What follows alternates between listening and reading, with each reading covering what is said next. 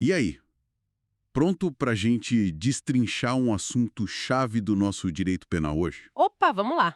O papo hoje é sobre como a justiça brasileira calcula o tempo de prisão de alguém condenado. A famosa dosimetria da pena. Isso mesmo, um tema complexo, mas fundamental. Para essa conversa, a gente se baseou nos materiais bem explicativos, sabe, que detalham o sistema trifásico, que é um método usado para esse cálculo, e outros conceitos que são, assim, o feijão com arroz dessa área. Fontes importantes para entender a lógica por trás da sentença. A missão aqui é descomplicar um pouco esse processo todo, como é que funciona essa conta etapa por etapa. Vamos falar de quem bolou isso, né, o Nelson Hungria, e principalmente o que realmente faz a diferença na caneta do juiz na hora de bater o martelo sobre a pena. Ok, bora desvendar isso. Exato. Desmistificar um pouco. Para começar, já bate aquela curiosidade, né?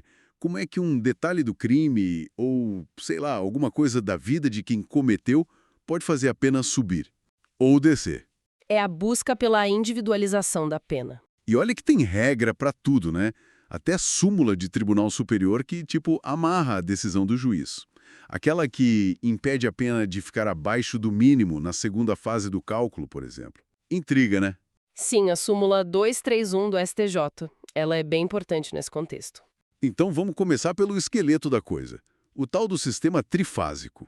Como ele funciona na prática? Basicamente, são 3 passos sequenciais. Primeiro passo. O juiz analisa as chamadas circunstâncias judiciais, que estão lá no artigo 59 do Código Penal. Certo. Isso. Culpabilidade, antecedentes, conduta social, é aquela lista. Segundo passo. Entram na conta as agravantes, que pioram a situação, e as atenuantes, que aliviam. Agravantes e atenuantes genéricas listadas no código. E o terceiro e último passo? Aí se aplicam as causas de aumento e de diminuição de pena, que geralmente vêm como frações. Tipo, aumenta de 1/3, diminui pela metade. E um ponto de partida essencial que você mencionou nas fontes, tudo começa com a pena mínima prevista na lei para o crime que foi cometido, é isso? Exatamente. Essa análise inicial das circunstâncias do artigo 59 define a chamada pena base. É o primeiro número que a gente tem na mão. A pena base, ok. E aí entra um conceito interessante, a teoria das margens.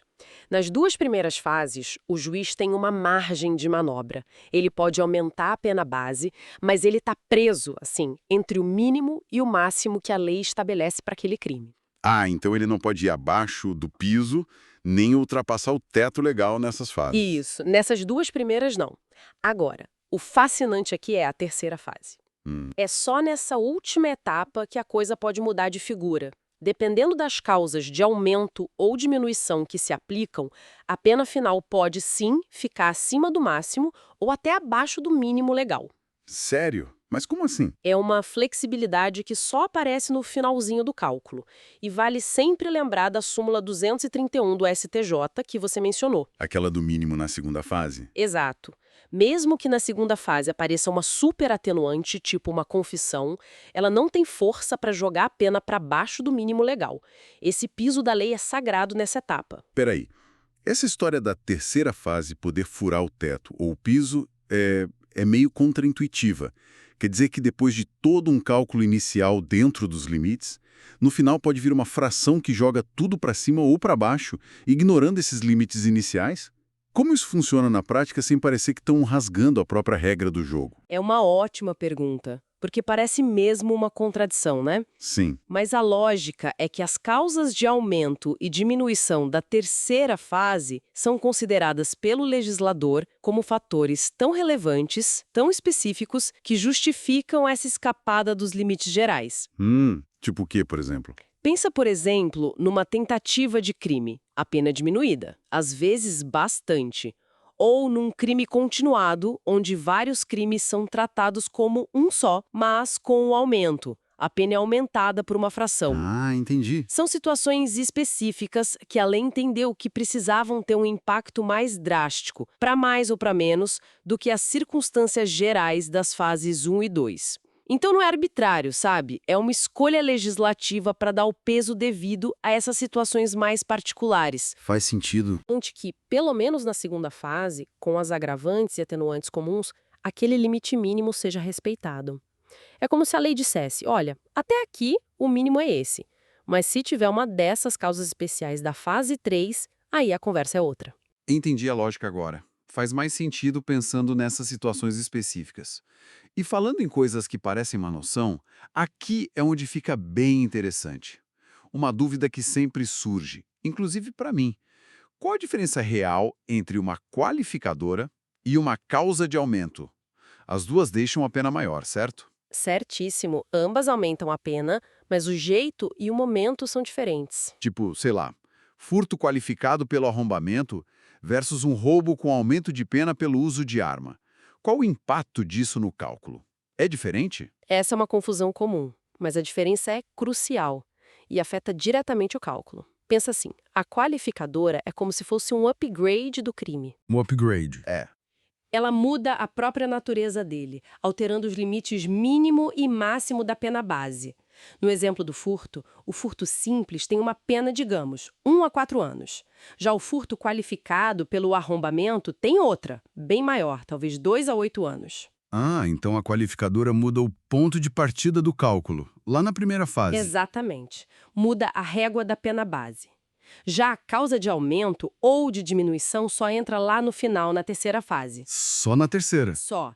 Ela não muda os limites do crime em si, mas aplica uma fração tipo aumenta de 1/3, diminui de 1/6 sobre a pena que já foi calculada nas duas fases anteriores. Entendi. E um detalhe importante, elas não se misturam nem se compensam diretamente.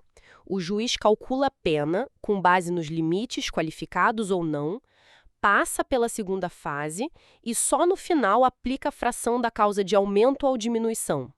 A ordem de aplicação das causas de aumento e diminuição entre si não altera o resultado, mas são sempre aplicadas depois das duas primeiras fases. Clareou bastante. Então, a qualificadora redefine o crime e seus limites. A causa de aumento é um ajuste percentual no final.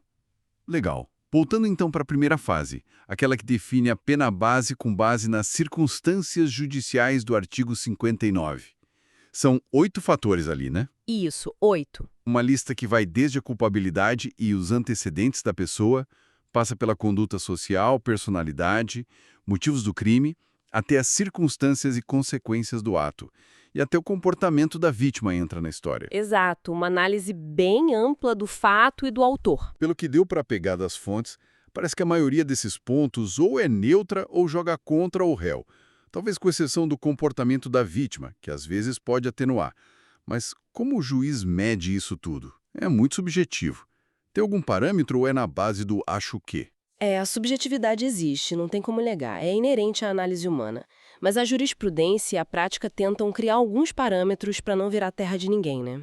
E quais seriam? Um critério que as fontes mencionam como comum, inclusive citado em material preparatório para provas como as da FGV, é usar a fração de 16 sobre a pena mínima do crime para cada circunstância judicial considerada negativa. 16. Por que 16? Boa pergunta. Tecnicamente, talvez fizesse mais sentido 18, já que são 8 circunstâncias. Mas a fração de 16 acabou se consolidando na prática de muitos tribunais. Então, se a pena mínima é 6 anos, cada circunstância negativa aumentaria 1 ano na pena base, nesse critério. Entendi. É um jeito de tentar objetivar um pouco. Exato. E se conectarmos isso ao quadro geral, um ponto nevrálgico são os antecedentes. Aqui mora um detalhe fundamental que as fontes batem muito na tecla. Condenações anteriores definitivas, com trânsito em julgado, ou seja, sem mais possibilidade de recurso, só podem pesar aqui como maus antecedentes. Só na análise dos antecedentes. Isso, o juiz não pode usar a mesma condenação para dizer que a personalidade do réu é ruim e que a conduta social dele é péssima e que ele tem maus antecedentes. Seria uma dupla ou até tripla punição pelo mesmo fato. É o famoso bis in idem, que é proibido. Ah, faz todo sentido essa trava contra o bis in idem. E tem outra regra importante do STJ que as fontes destacam. Se a defesa recorre e consegue derrubar a avaliação negativa de uma dessas circunstâncias do artigo 59, o tribunal é obrigado a reduzir a pena. Não é uma opção, é um dever. Isso garante um controle sobre essa análise do juiz de primeira instância. Importante isso, dá uma segurança para o réu. E seguindo o fluxo, chegamos na segunda fase, agravantes e atenuantes. Qual a grande sacada aqui? Tem alguma diferença chave na forma como elas funcionam em relação às circunstâncias judiciais? Tem sim, uma diferença estrutural muito importante. O rol das agravantes, as situações que aumentam a pena nessa fase, como, sei lá, cometer o crime por motivo fútil, contra a criança, emboscada, essas coisas, é taxativo. Taxativo, quer dizer que... Quer dizer que a lista está na lei, principalmente nos artigos 61 e 62 do Código Penal. E o juiz não pode inventar novas agravantes. É aquilo e ponto final. Ok, lista fechada para as agravantes. E as atenuantes? Já o rol das atenuantes, que são as circunstâncias que beneficiam o réu, como ser menor de 21 na época do crime ou maior de 70 na sentença, ter confessado, reparado dano, etc., que estão no artigo 65, esse rol é exemplificativo. Exemplificativo. Então a lista é aberta. Exatamente. A lei dá exemplos, mas o artigo 66 permite a chamada atenuante inominada. Isso significa que o juiz pode reconhecer outra circunstância relevante, mesmo que não esteja escrita na lei, para diminuir a pena, desde que, claro, justifique bem o porquê.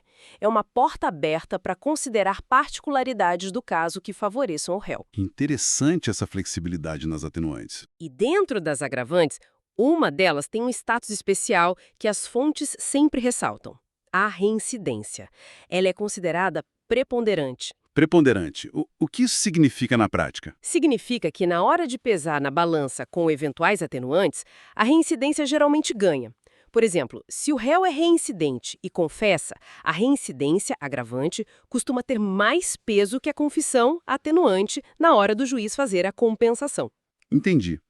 E falando em atenuantes, a confissão espontânea sempre gera debate, né? Como ficou isso? Sim, gerava muito debate.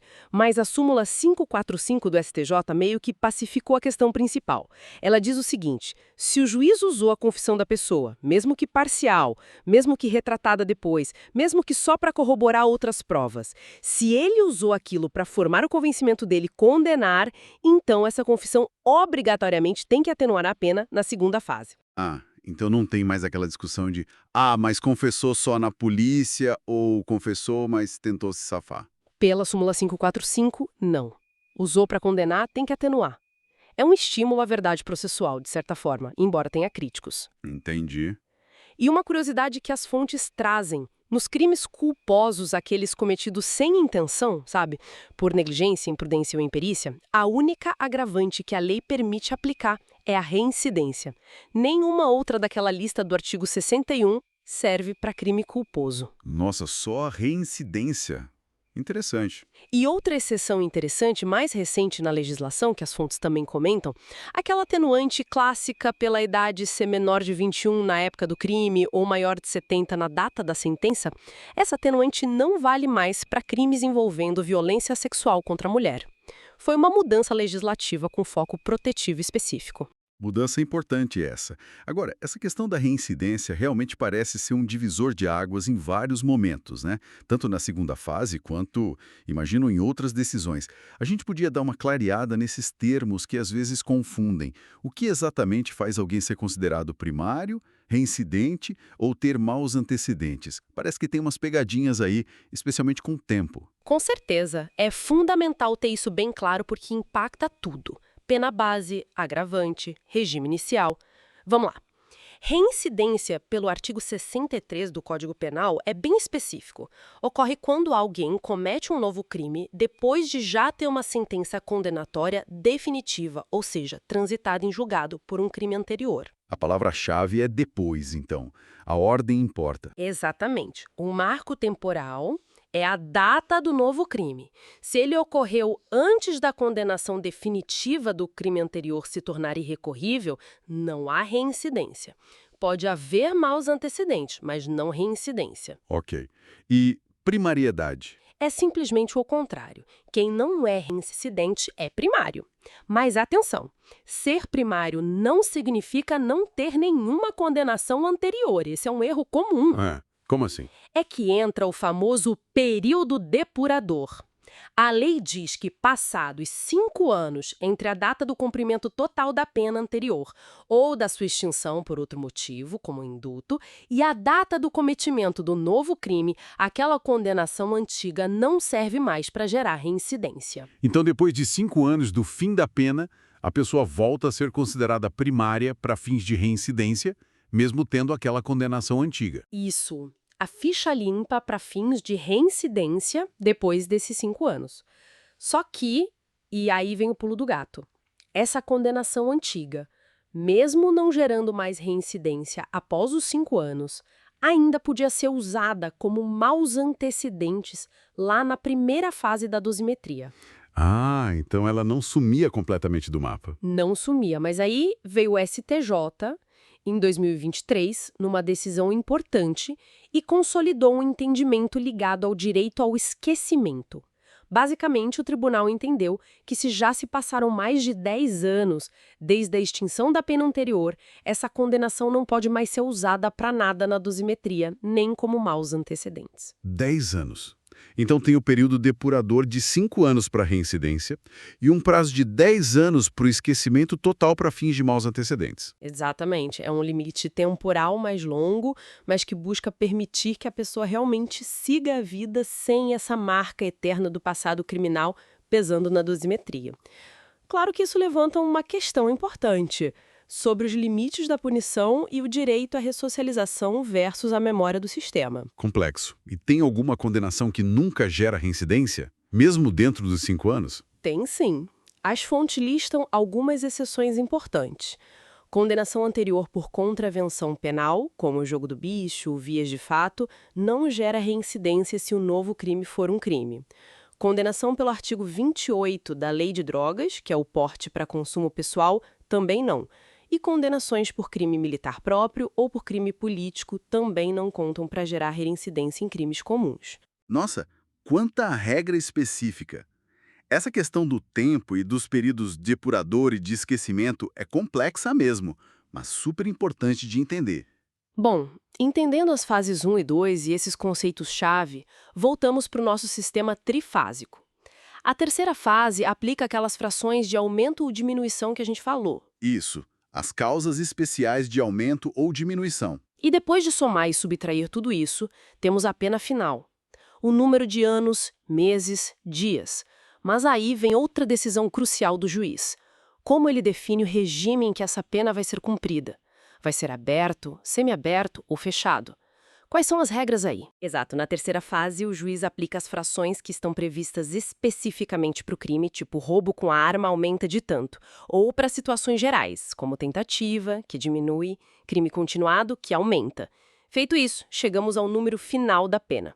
Para definir o regime inicial de cumprimento, o juiz olha basicamente para 3 coisas, segundo o Código Penal e a jurisprudência. 3 coisas, quais são? Primeiro, o quantum da pena, a quantidade de anos, meses e dias. A lei estabelece faixas. Pena acima de 8 anos, geralmente começa no regime fechado. Pena entre 4 e 8 anos, no semiaberto. E pena igual ou inferior a 4 anos, no aberto. Isso está lá no artigo 33 do Código Penal. Ok, quantidade da pena é o primeiro fator. E o segundo? O segundo fator é a primariedade ou reincidência. A reincidência, como regra, joga o regime para cima.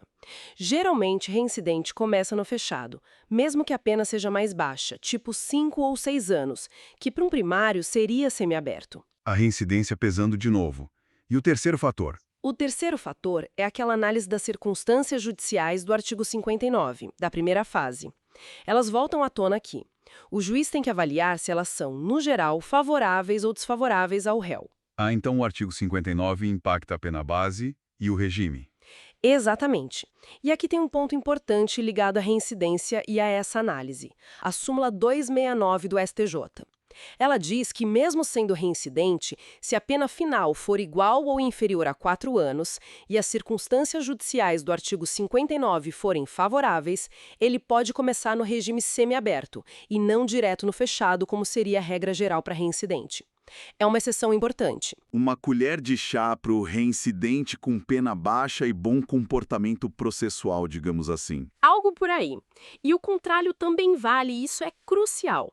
Mesmo um réu primário, se a pena for baixa, tipo 3 anos, que em tese daria regime aberto, mas as circunstâncias judiciais forem muito ruins, culpabilidade altíssima, consequências gravíssimas do crime, personalidade voltada ao crime, etc., o juiz pode e deve, fundamentando bem, determinar um regime mais grave do que o aberto, como o semiaberto. Nossa, então não é só matemática, tem uma análise qualitativa forte, especialmente nessas decisões sobre regime e na primeira fase, né? Sem dúvida. A análise do artigo 59 é muito relevante, tanto para a pena base quanto para o regime. Não é só fazer conta. E como todo esse conhecimento técnico, esses detalhes todos se traduzem na vida real, nos casos que chegam aos tribunais ou até, sei lá, em provas de concurso, OAB, as fontes que a gente usou mencionam exemplos como o do furto, que é ao mesmo tempo qualificado e privilegiado. Como isso funciona? Dá um nó na cabeça. Esse exemplo do furto qualificado privilegiado é um nó jurídico clássico e ilustra bem como esses conceitos se conectam. O privilégio no furto, aquele do artigo 155, parágrafo 2º, exige duas coisas: que o réu seja primário e que a coisa furtada seja de pequeno valor. Se presentes, ele permite reduzir a pena, substituir por multa ou até deixar de aplicar a pena. É um benefício grande. Ok, primário e pequeno valor. Já a qualificadora do parágrafo 4º do mesmo artigo, como falamos, deixa o crime mais grave e aumenta a pena base. Exemplo, furto com arrombamento, com concurso de pessoas. A grande briga nos tribunais era: se o furto tem uma qualificadora dessas, mas ao mesmo tempo o réu é primário e a coisa é de pequeno valor, dá para aplicar o privilégio mesmo assim? Um fator puxa para baixo, outro puxa para cima. E aí? Dá ou não dá? O STJ pacificou o entendimento que sim, é possível aplicar o privilégio mesmo no furto qualificado, desde que a qualificadora seja de ordem objetiva, ou seja, ligada ao modo de execução do crime, como o arrombamento, a escalada, e não de ordem subjetiva, ligada à motivação do agente, por exemplo. E claro, tem que ser compatível. É um malabarismo técnico que depende de analisar primariedade, valor do bem, tipo de qualificadora, tudo junto. Uau! Mostra como tudo está interligado. Exato. Mas o ponto que as fontes ressaltam e que é vital na prática e em qualquer avaliação séria desse tema é a precisão com as datas, para saber se é caso de reincidência, de maus antecedentes, para contar o período depurador de 5 anos, para verificar o direito ou esquecimento de 10 anos. Tudo depende de cravar as datas corretas, data do trânsito em julgado da condenação anterior, data exata do início e do fim do cumprimento da pena ou do período de prova do SUSIS ou livramento condicional, se não foram revogados antes do fim, e a data do cometimento do novo crime. É uma linha do tempo criminal, então. Perfeito! Montar essa linha do tempo é o beabá. Um erro aí muda completamente o cálculo da pena e o regime inicial. É onde muitos advogados e às vezes até juízes escorregam. A atenção aos detalhes das datas é crucial. Então, o que tudo isso significa no final das contas, depois dessa nossa conversa detalhada? Fica a imagem de que o sistema trifásico é como um mapa para o juiz navegar no cálculo da pena. Mas, nossa, é um mapa cheio de detalhes, bifurcações e até umas áreas meio nebulosas, não é? Sim, é um mapa complexo. E é essencial não confundir peças que parecem iguais, mas têm funções diferentes no jogo, tipo qualificadora e causa de aumento, ou reincidência e maus antecedentes. São coisas distintas, com consequências distintas. Fundamental, diferencial. E as datas, meu amigo? As datas são a bússola disso tudo, junto com a súmula dos tribunais superiores, que funcionam como placas de sinalização nesse caminho, dizendo por aqui pode, por aqui não pode. Exatamente, as súmulas são guias importantes. No fim, a gente está falando de um processo técnico cheio de regras, mas que decide quantos anos, meses, dias da vida de uma pessoa serão vividos atrás das grades ou sob restrições do Estado. Tem um peso enorme, humano e social. Exatamente. A complexidade toda reflete uma busca, pelo menos em teoria, pela individualização da pena. A ideia é que a resposta do Estado não seja uma tabela fria, sabe? Mas que considere a gravidade concreta do fato, as características de quem o praticou e seu histórico. É uma tentativa de equilibrar a rigidez da lei com a justiça do caso específico. Uma busca por equilíbrio. Claro que, na prática, a aplicação de tantos critérios, alguns com uma dose inevitável de subjetividade, gera discussões intermináveis sobre se o resultado é realmente proporcional e justo em cada situação. É um sistema em constante debate e evolução jurisprudencial, não é algo estático. Com certeza. E para a gente fechar, fica aqui uma provocação para pensar, pegando o gancho de um ponto quente que a gente discutiu bastante. Esse tal direito ao esquecimento, a regra do STJ que proíbe usar condenações muito antigas, com mais de 10 anos da pena extinta, como maus antecedentes. Isso é um passo importante para a ressocialização, para permitir que alguém, de fato, vire a página de verdade depois de tanto tempo?